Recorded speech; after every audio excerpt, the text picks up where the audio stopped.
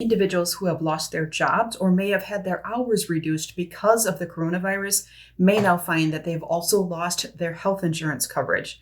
Now, the Centers for Medicare and Medicaid Services has decided not to reopen the Affordable Care Act's federal marketplace. Some states have opened up their own state-based marketplaces, but overall, there is not a new open enrollment period that can help some folks that have lost their health insurance coverage, but some options still might exist. There is a process called a special enrollment period that exists if somebody has a qualifying life event, a big enough change to warrant them signing up for private health insurance outside of the normal open enrollment period. Loss of a qualifying health coverage plan is one of those qualifying life events. There are others. If you move or you have a dramatic change in family size, like you got married or had a baby, those are examples of qualifying life events. So let's talk more about that loss of health insurance coverage.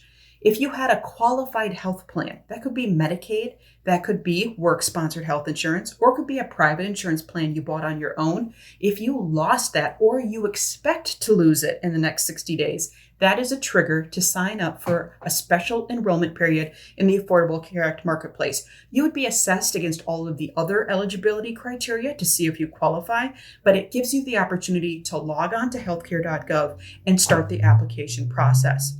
Now, if you lost coverage, you have up to 60 days following the event to enroll in one of those health insurance plans that is available on the federal marketplace. And like we said, it doesn't have to happen after you lost your coverage. This could be triggered if you expect to lose your health insurance coverage in the next 60 days. But after that timeline, after those 60 days have passed, you then do not have an opportunity until the next open enrollment period to sign up for this type of coverage. And that open enrollment period typically runs in the late fall of every year. You will go to HealthCare.Gov for either open enrollment, for special enrollment periods.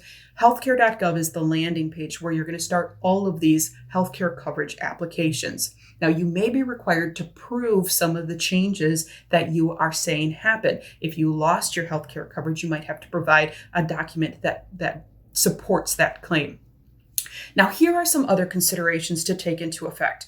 Perhaps Medicaid might be a better option for some people who have lost their jobs or had a dramatic decrease in their family income.